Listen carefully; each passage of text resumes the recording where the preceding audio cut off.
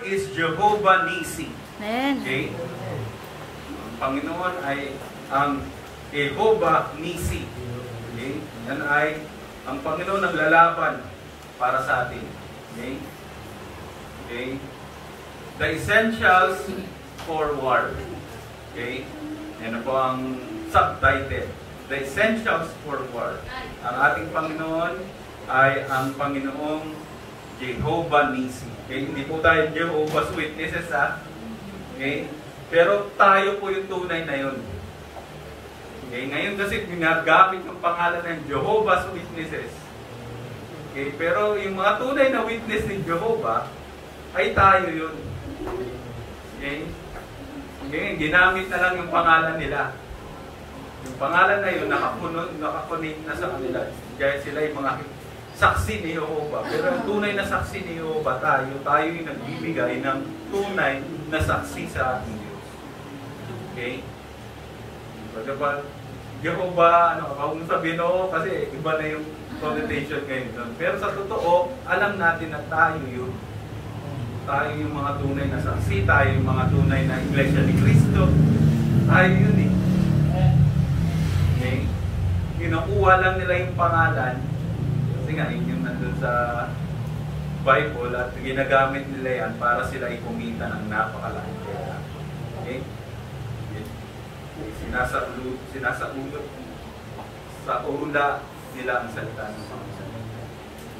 Binibenta nila. Yan ang masamang connotation. Okay? Okay. Sino pwedeng magkala dito? Patayin mo dito. Carnal, dito na dito.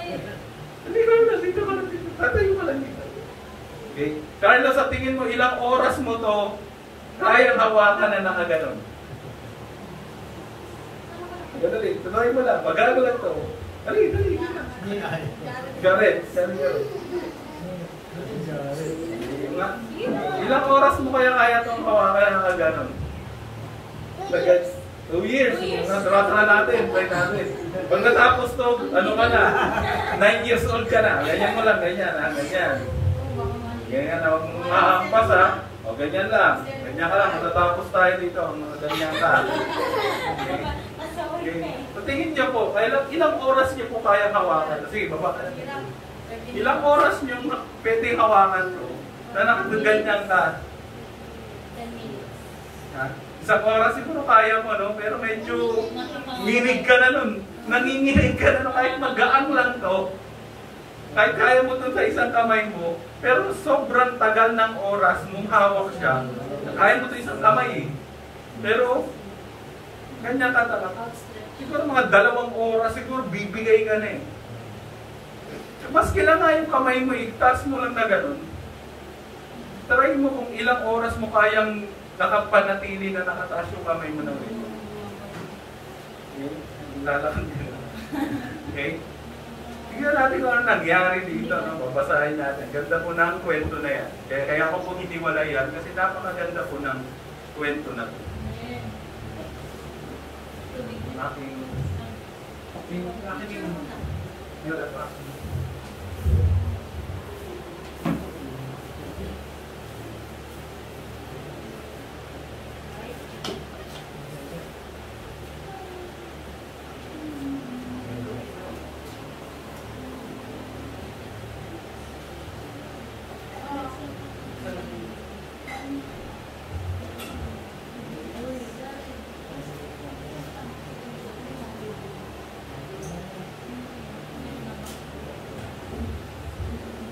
muna tayo mag-start. Picture mo muna daw kayo. Kasi baka daw ma-miss kayo. Ma-miss kayo namin. Remembrance.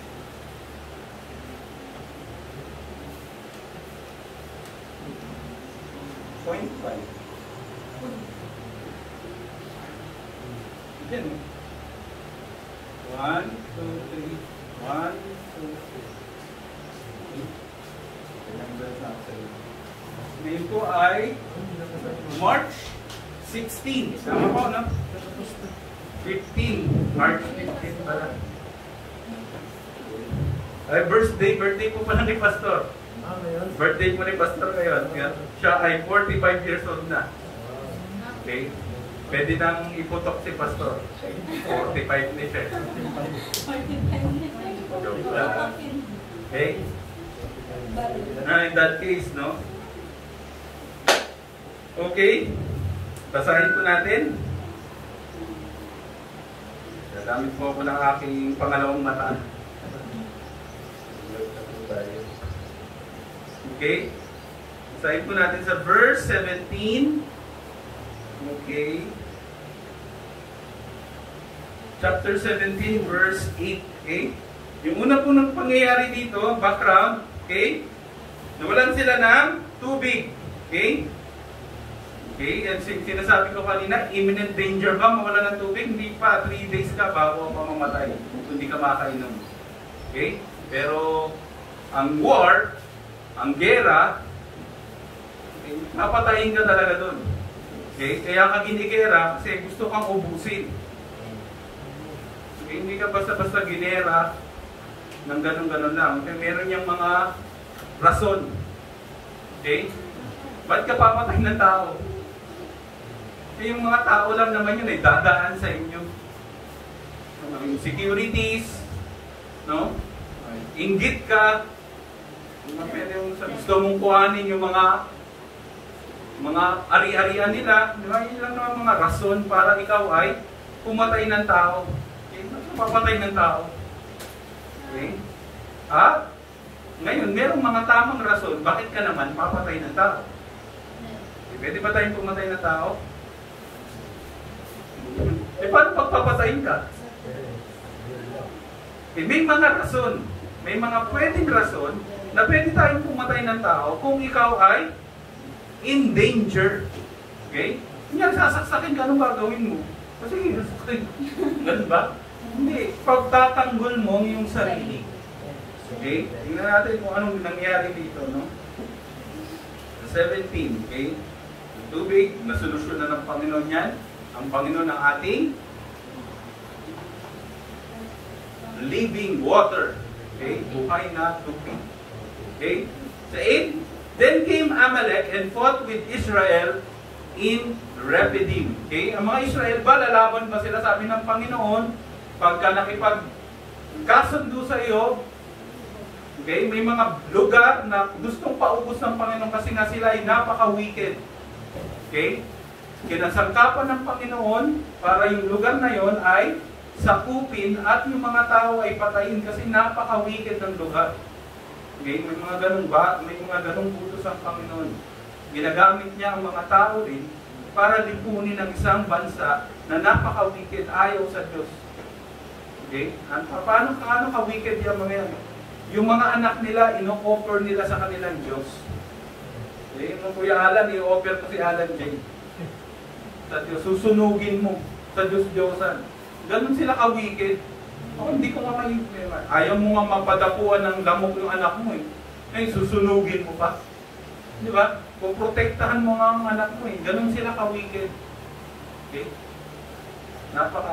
Kung sa ganung bagay, ganun sila ka-wicked. Ano pa yung pinaka-worst thing? Okay? Kaya yan ay may mga lugar na ganyan. Pero ang pinaka-general rule ng Panginoon, pagka nakipagkasundo sa'yo, kasunduin mo at huwag mong awayin. Okay? Pero in that case, ito, si Amalek, at si Amalek pa ay kamag-anak nila. Yan po ay sa, makikita yan sa, sino ba yung mga Amalekites? Amalek.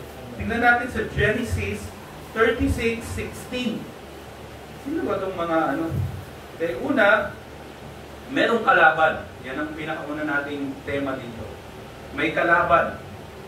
May imminent danger na dapat mong protektahan ang iyong sarili. Okay? May mga bagay na ganyan, no? Masama ang pumatay ng tao, pero in this case, bakit ngayon kailangan sila makikipaglaban? Hindi, ang Panginoon ng pag-ibig, dapat puro love lang. Yan ang palaging naririnig natin, di ba? Love lang. Okay? Pag sinampal ka sa cheek, bigay mo pa yung kabilang cheek mo. Eh, paano pag pinatay ka? Ano ba yun? Iba yun, ibig sabihin nung sasaktan ka lang nun sa pamamagitan ng pang.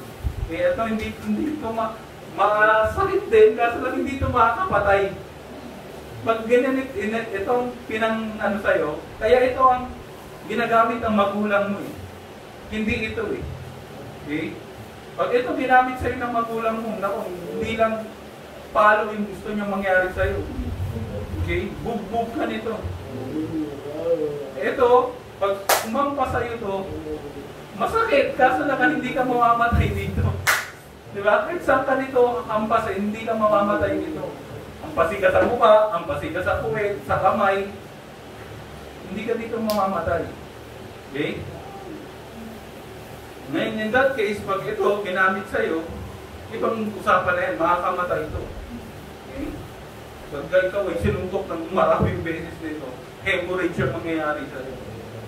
Pero ito, hampalin ka ng tampalin, hindi ka mamumula lang yan. Okay? Kaya mga magulang, no? Pag kayo naging magulang, huwag nyo kayong gagamit ng ganito. Pag ito ginamit nyo sa anak nyo, na ibang usapan. Hindi ka para mamalo. Normally ito, or kaya rod. Yung rod, pahalong sa puwet. Yung maraming laman. Yung puwet, maraming laman yun. Pero masakit yun. Diba? Amalek, sa Genesis 36:16. Saan yan? Pagkita natin yan. Genesis 36:16. Saan daw galing yung mga okay? Duk. Yan. Duk. Korah. Duk.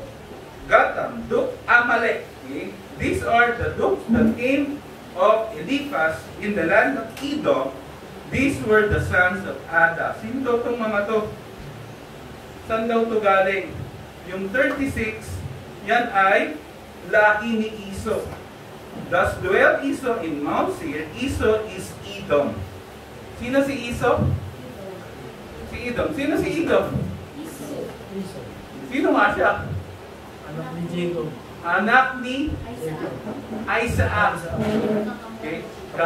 Kakambal siya ni Jacob. Si Jacob ay si Israel. Yung ganun sila, kamag-anak sila. Magkamag-anak sila. Sometimes, mahirap pa makiging kaaway mo kamag-anak mo. Okay? Mahirap pa, kapatid mo, kaaway mo. Nako, paano mo sabing mahal mo yung mga tao, yung mismong kapatid mo, hindi mo mamahal. Okay? Ito kamag-anak mo. Ang gustong umaway sa actually, gusto kang pag-war sa'yo, papatayin ka kamag-anak mo. Okay? Tignan natin sa Numbers 24:20. Numbers 24:20. And when he looked on Amalek, he took up his parable and said, Amalek was the first of the nation, but his latter end shall be that he perish forever. Okay? Ganito yung ano ng mga, okay? Gusto nila parusahan tong mga Amalek kasi napaka-wicked nila. Okay? Basahin natin sa Deuteronomy 25:17-19. Paano ito makipaglaban? Tingnan nyo. Deuteronomy 25:17-19. Remember what Amalek did unto thee by the way when ye came forth out of Egypt, how he met thee by the way and smote the hindmost of thee, even all that were feeble behind thee, when thou hast faint and weary, and he fear not God. Okay, ano mga to? Hindi ito lumalaban sa mga yung malalakas, yung mga mahihina, yung una niyang titirahin. Okay, may kilala ba kayong ganon? Yung titirahin muna yung mahihina. Sino yun? Yung he come to seek and destroy. Okay? Pumunta siya dito para sirain. Sino yun? Si Satan. Makikita natin muna sa dulong part, okay, actually, ano yan kay Satan? Okay? Yung Amalek mamaya ay representasyon ng Satan. Okay?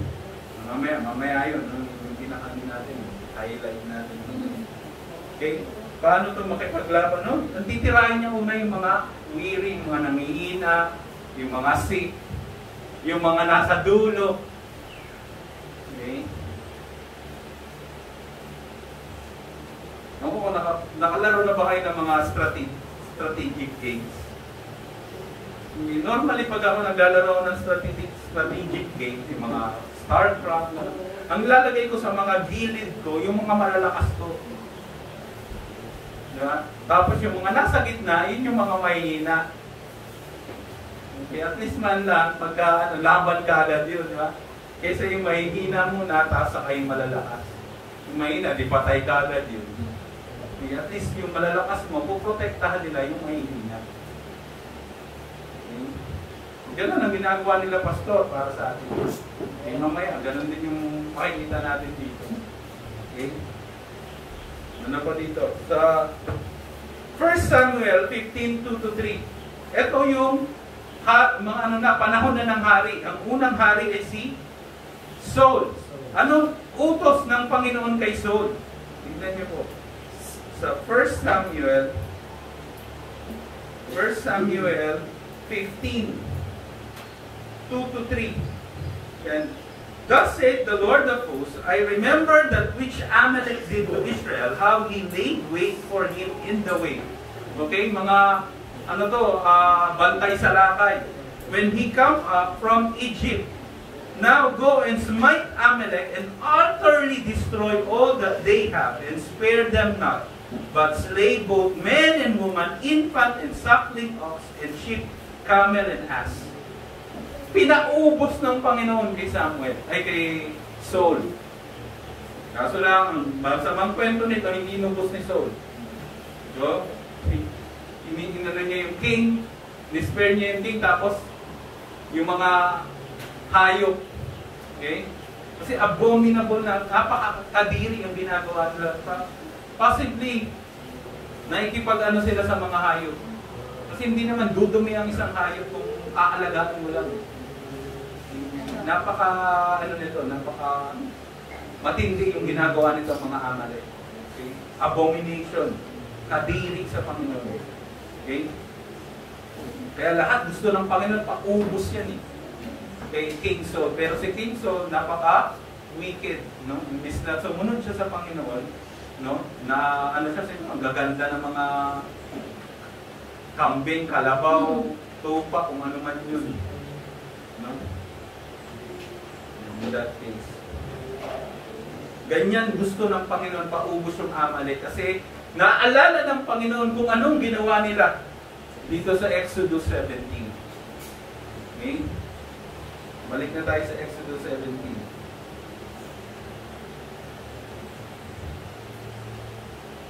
Verse 8. Okay? And Amalek came and fought with Israel in Rephidim. Okay? Si Israel, hindi siya yung na-contact, no? Away tayo. Hindi ganon. No? Nilay wait sila, no? Mga mga bandit. Ano yung bandits? Bandido. Yung bigla ka na lang sasalakayin. Siyempre, yung mga mahihina mo, yun yung unang maapektuhan. Yung mga malalakas, medyo makakalaban. Okay? Sana hindi tayo yung pinakamahina sa church. Pag may sumalakay sa atin, kahit kasi, lalo na ang kalaban, no? Hindi tayo yung unang bibigay. Okay? May imminent danger, war, laban. Anong gagawin mo? Gipit-balikan ka ba pag may laban? Okay. Pag sports nga, di ba, napaka-ano nga yan, pinapakita ng sports kung paano tayo lumalaban. Tama? Basketball, volleyball, ano nga sports, badminton, di ba? Bakit palaging pinipicture out yung meron kang kalaban, gagalingan mo? Ba't palaging ganun? Anong gusto nun? Ipakita nun? Ay, para doon lang ba yun? Hindi, meron yung pinapakita na malaking picture yung buhay natin kasi parang laban. Okay? Yung buhay natin parang laban. Yun na yung paglaban ngayon. Yung math, dati kalaban ko yun. Hirap na hirap ako sa math. No? First year high school ako. Pagpasok ko, ang hirap. Kasi galing ako sa public school. Munta ako sa school na private.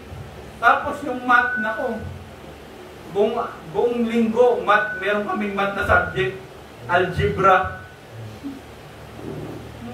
Monday to Friday may math. Yung ibang subjects namin every MWF, yung isa TPH. Pero yung math, hanggang Monday, hanggang Friday, ano ba ito? Hindi na itong math na ito.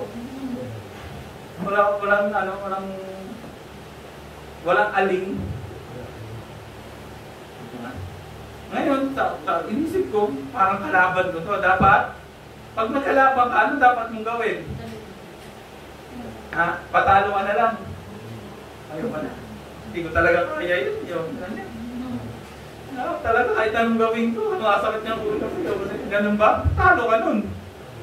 Anong gagawin mo? Labanan mo. Harapin mo. Ay, mahirap ka pala. Sige, aralin kita.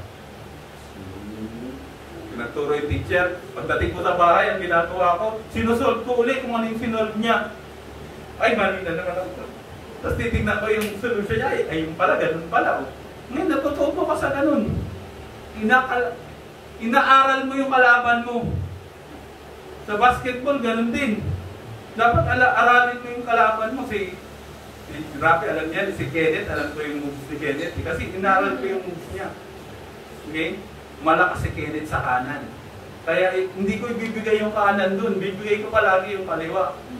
Kasi yung kaliwa niya minsan sablay eh. Pero pagka nakaangat yun ng kakanan, naku, iskuran mo na yun. Tung! Kasi yun ang strong hand niya. Inaaral mo kung ano yung kalaban mo. Hindi yung nakaano nga, talo na ako nito. Talo ka nga nun. Okay? Yung mga galing na mga player, mga basketball player, ganun sila, inaaral nila yung opponent nila. Manunood yun ng TV, buong araw. Kung sino yung babantayan nila. Ganon sila pag ganito pala moves nito, ay pag ganito galing sa kaliwa to, ganito pala gagawin nito. Alam mo na kaagad, hindi ka na manghuhula, ay gagawin nito, ito na gagawin niya, palpal. Alam mo na kaagad kung anong gagawin niya. Inaaral mo dapat yung kalaban mo. Okay? Kasi meron tayong kalaban. Okay? And Moses said unto Joshua, choose out men and go out, fight with Amalek. Tomorrow I will stand on the top of the hill with the rod of God in mine hand. Okay? Sabi dyan, Moses said unto Joshua. Pumili si Moses ng leader. Okay? Sa church may mga leaders. Tama? Binibigyan kayo ng mga assignment. Pag tumayo ka dito sa pulpit, binibigyan ka ng authority para gampanan mo yung mga bagay na dapat mong gampanan. Okay? Hindi para sa iyong sarili, sabi ng kanta, hindi para sa Diyos. Okay? Kaya pag nagpe-perform tayo dito, kumakanta ka, nagpapakanta ka, nagsasalita ka, ang pino-perform mo ay para sa Diyos. Hindi para sa iyong sarili, para makilala ka, para magpakita ka. Hindi ganun. Okay? Nandito ka para ikaw ay maglingkod sa Diyos. Okay, pag yan ang puso mo, napakaganda niyan. Hindi yung naka-ano sa'yo palagi, makikita nila, ang cute-cute to, ang pogi-pogi. Isipin yun, naglilingkod ka para sa Diyos, hindi para sa tao. Okay? Sabi dyan, they choose what? Mahihinang lalaki, ganun ba yung sinabi ito? Pinili. Okay, choose out men, go out, fight with Amalek. Ibig sabihin yung mga handang lumaban sa Amalek. Hindi yung mga mahina. Okay? Pipiliin mo yung mga ito, pinakapayat. Ay, sige lang, konta. Ganon. Ganun bang, pagpili? Pipiliin doon yung mga fit to fight. Okay, sa pag pumasok ka na ng opisina, Kung magtatrabaho ka, dapat meron kang certificate of fit to work. Tama? Magpapaano ka nun, magpapa-x-ray ka lahat. Ano yung ano mo, yung dugo mo, kukuhanan ka ng dugo, titest yung dugo mo, i-x-ray yung katawan mo, okay? Mag-i-examine ka, yung mata mo, i-exam, kung fit ba, nakakita ka ba sa malayo, 20/20 vision ka ba, duling ka, o kaya ano ka, colorblind ka pala, doon matitest lahat yun. Okay? Yung tingin mo sa kulay red, blue. May ganun na tao? Meron. Madalas yan sa mga lalaki. Okay? Colorblind. Meron akong kasamang ganun, colorblind siya. Yung pula sa kanya, brown. Now, yun yung mga dapat gawin. No? Fit to work. Papili ng mga lalaki na fit para lumaban sa Panginoon.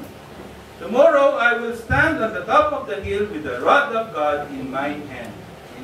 Tatayo daw siya sa top ng hill at hawak niya yung rod ng Panginoon. Yung rod ng Panginoon, yun yung ginamit niya rin panghampas doon sa, di ba? Okay? It represents God. No? Ang kapangyarihan ng Panginoon. Ito, rod lang to. Pang ano lang ito ng bonfire lang ito. Yung bonfire lang natin ito. Mawakan daw siya. Ibig sabihin dyan, meron magre-represent sa Panginoon para lumaban para sa lahat. Okay? Spiritual, no? But in that case, yan literal, no? Hawakan talaga ni Moses yung rod. No? Eh, ang war, hindi lang yung oras. Mabuti kung sa panahon natin ngayon, minuto na lang eh. Kasi pipindot lang sila ng isang missile. Boom! Ubus lahat ng Pilipinas siguro. Pero sa panahon nila, combat war yan. Okay? Meron silang mga weapons, may ikipaglabang na harap-harapan yan, face to face. Men combat ang tawag doon. Okay? May ikipaglaban yun, may ikipaglaban. Napil nyo na yun, may ikipaglaban kayo. Napil mo na yan, may ikipagsuntukan ka, or meron ka kunyaring aso. May aso kang gagawin mo. Hindi gaganon. Gaganon ka na lang kung may aso. Lalaban ka, kumuha ka ng isang bagay, at ready ka, i-ready mo yung sarili mo. Hindi pag lumapit ka, yari ka. Diyan merong, sabi diyan, stand on top of the hill with the rod of God in my hand. Ibig sabihin, merong may ipag-intercede sa atin. Okay? Pag nakikipaglaban tayo sa mundong ito, merong nananalangin sa inyo. Merong nag-iisip sa inyo. Okay? Sino yan? Sino yung madalas na ganyan? Ating pastor, di ba? Pastor? Yes. Lagi niyang bukang bibig yan, pinapanalangin namin kayo. Sa mga panalangin namin, no? Nandun kayo. Mga kapatiran sa halahala. Okay? Alam po kung sino nanalangin dito, name by name. Okay? May kilala po kung ganun, pag nanalangin, lahat ng pangalan ng kanyang angkan, nasabi niya na. Ganun katindi yung panalangin. Umaabot ng oras yung panalangin kasi lahat ng angkan niya. Mga kapatid niya, mga anak niya, mga apo niya, pinapanalangin niya isa-isa. Nakarinig na akong ganyang panalangin mo sa biyaya ng Panginoon. No? Nakita ko meron pala ganito talaga manalangin. Okay? Si Moses, siya ngayon yung mag-i-intercede para sa Panginoon. Okay? Yan tayo dyan. Mag-i-intercede or tutulong sa atin sa panalangin. Napakahalaga ba nun? Yes. Okay. Yun pinakamahalaga. Mas mahalaga yung kaysa sa kahit na ano. May nananalangin sa'yo. Yung maganda yan, pag may kaibigan ka dito, magpanalangin kayo sa isa't isa.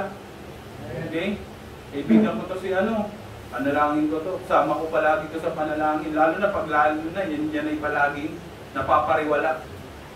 Isama nyo palagi sa panalangin. Okay?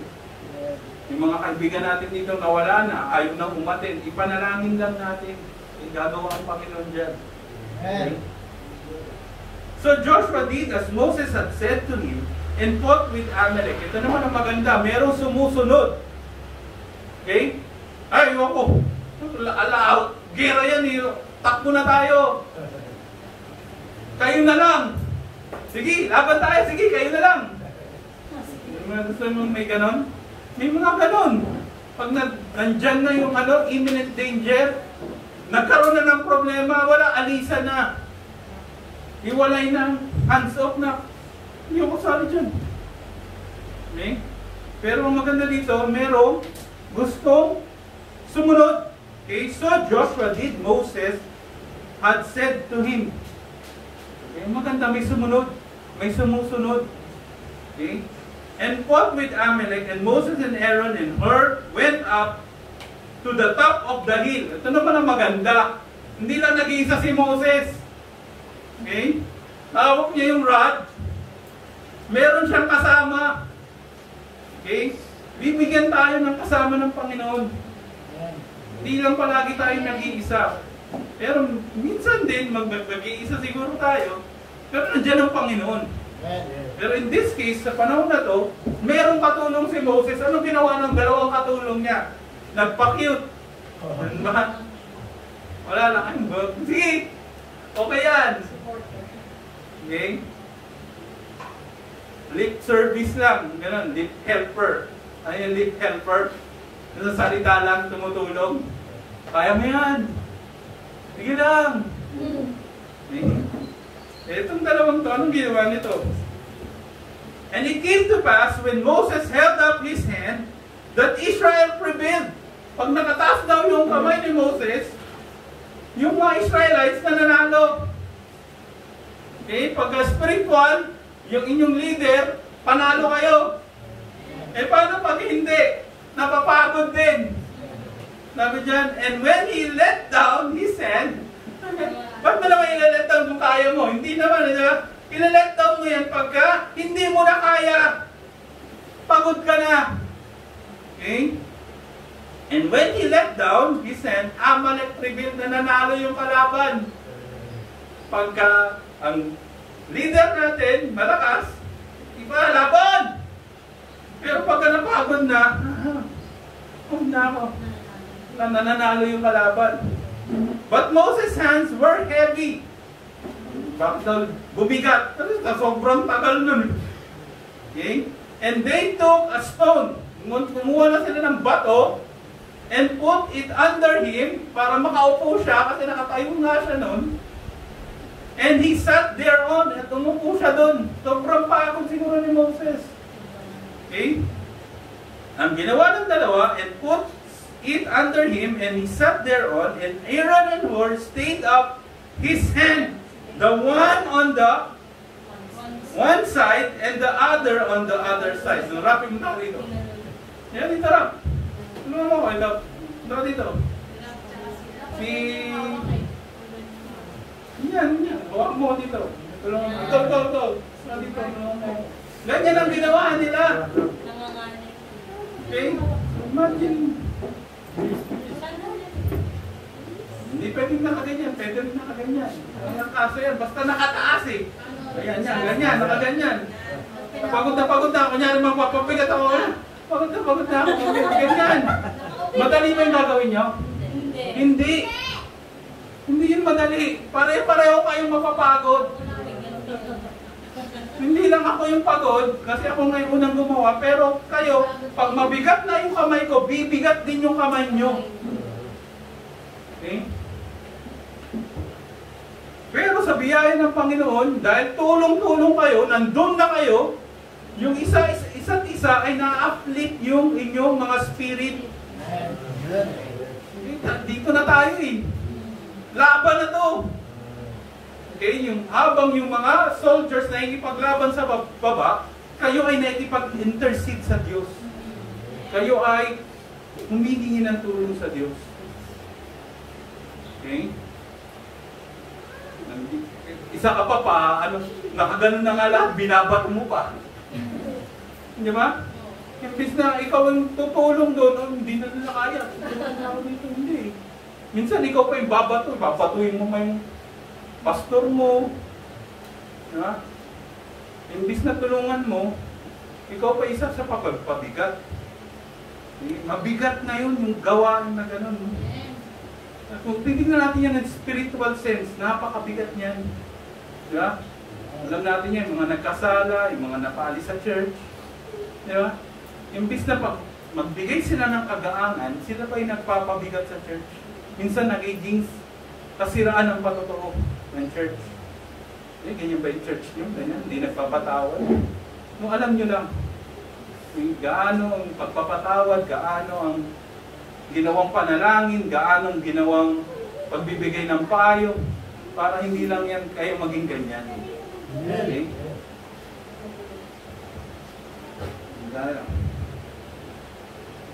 Yeah, but Moses' hands were heavy and they took a stone and put it under him and he sat there on. Umupo na si Moses, sobrang pagod. Okay, si Moses ay ilang taon na dito, mga 80. Hindi lang, 80 na siya nung ano sila eh, di ba? Tinawag siya eh. Okay? Mga sa 120 na siguro, kasi 120 nga siya namatay eh. 40 years silang nag-ano, 80 years old siya nang tinawag siya ng Panginoon. Okay? Ang hirap, no? Eh, paano kung wala si Aaron at saka si Hur? Wala, talo sila. Kasi hindi na masusustain ni Moses yun eh. Okay? Eh, hanggang kailan daw yan nangyari? Okay? Take up his hand on one hand and one side and the other on the other side, and his hands were steady until the going down of the sun. Alas 6 ng hapon. Kung alas 6 ng umaga nandun sila Moses, alas 6 ng hapon, nakataas yung mga kamay nila. Imaginein mo, nakaganong ka rin doon kay Moses. Tinataas mo yung kamay niya kasi mabigat na rin yun para sa kanya. Imagine niyo, wala yung dalawang yun. Wala, talunan sila nun. Okay. And Joshua discomfited Amalek and his people with the edge of the sword. Mayroong, ano yung mga ingredients natin dito? May laban, may mga soldiers na handang lumaban, may leader, okay? Merong nakikipag-intercedes, merong nakikipanalangin, merong tumutulong spiritual, merong mga bibigay aral sa salita ng Panginoon, may nag-i-encourage. Okay? Manalangin ka, magbasa ka ng salita ng Panginoon, umattend ka. Okay? Merong mga taong ganyan, ginagamit ang Panginoon para hindi tayo tumumba. Okay?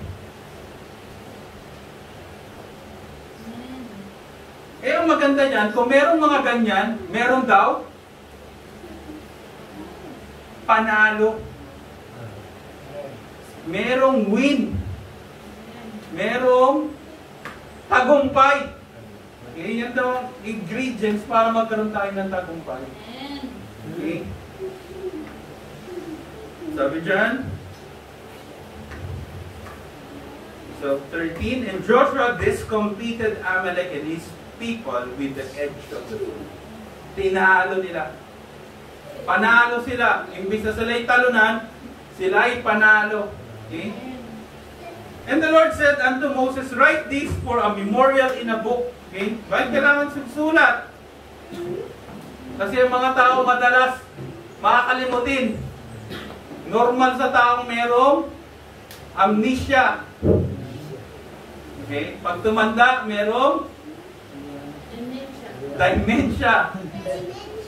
Normal sa atin, nakakalimutan natin yung kabutihan ng Panginoon kung paano tayo nananalo little by little sa buhay natin. Okay? Kaya sinabi dyan, the Lord said unto Moses, write this for a memorial in a book and rehearse it in the ears of Joshua, for I will utterly put out the remembrance of Amalek from under heaven. Okay? Makita nyo hanggang sa 1 Samuel, di ba? Pinapapatay ng Panginoon yung mga Amaleks. Kasi napakakulit niya mga taong yan. Okay? Kaaway natin yan. Sa Bible may mga tao na kaaway natin. Yung mga ayaw sa Diyos. Okay? Yung mga sasalita ng ayaw, galit sa Diyos. At yung mga nagliligaw sa mga tao, nakawa kunyari ang salita ng Diyos. Okay? Kalaban po natin yan. Mga sons of Belial, anak ng demonyo. Okay? God gave them over, God gave them up, God gave them to a reprobate mind. Okay? Okay. Bakit kailangan i-remember? Kasi, madalas, yung mga maliliit nating panalo sa buhay, minsan nakakalimutan natin. Okay? Ito, hindi lang ito maliit na panalo, malaking panalo to para sa kanila. Minsan nakakalimutan nila eh. Okay? So, paano sila niligtas ng Panginoon? Hinati ang dagat. Kakamangha yun. Hatiin yung dagat. Tapos lalakad ka sa dry ground, di ka madudulas. Imagine mo, kung lalakaran mo, dry ground. Ito yung lupa, hindi muddy ground. Imagine mo, hinahabol ka ng mga soldiers ng dadaan ka sa madulas. Di lahat kayo nagkadulas-dulas. Pero pinadaan sila, dry ground. Hindi sila madudulas. Okay? Pero, ito naman, isang panalo na naman para sa kanila, the Amalekites. Yung una, Egypt. Yung kalaban nila ito, Amalekites o Amalek. Binigyan silang katagumpayan. Nakita niyo yung tamang ingredients. May mga tao na dapat maging soldier ng Panginoon. Sino daw ngayon ang mga soldier ng Panginoon? Tayo ba yun? Tayo ba yun? Yes. Okay. Tayo yun. Okay, mamaya, panayin natin yan. And Moses built an altar and called the name of it Jehovah Nissi. Okay? Sa mga maliliit na panalo natin sa buhay, malalaking panalo natin sa buhay, sana naman, bumalik tayo sa Panginoon at magbigay tayo ng papuri sa Kanya. Sabi niya, no? And Moses built an altar. Okay? And called the name of it Jehovah Nissi. For he said, because the Lord has sworn that the Lord will have war with Amalek from generation to generation. Okay, yung Amaleks niyan, nalipol na yan, pero may mga Amaleks pa rin. Sa panahon natin, alam niyo yung mga yan? Sanlibutan. Di ba? Ang Amalek yan ang buhay natin. Hindi natin sila papatayin, ha? Walang gano'n, no? Spiritual na battle yan. Okay? Maski yung sarili natin, may mga Amaleks yan sa loob natin, eh. Di ba? Katamaran, ayaw magbasa ng Bible, ayaw umatin, mas maraming gawain, maglalaba, magbubungkal ng lupa, okay, may assignment, yung assignment pwede namang gawin mamaya, mas magawin ng maaga. Ang dami mga rason, di ba? Okay? Pero, ang maganda, okay, base sa mga rason na yan, alam naman natin ano yung mas mahalaga. Okay? Now, tingnan natin kung tayo ay mga soldier ng Panginoon. Tingnan natin sa Ephesians. Ano dapat yung mga meron tayo?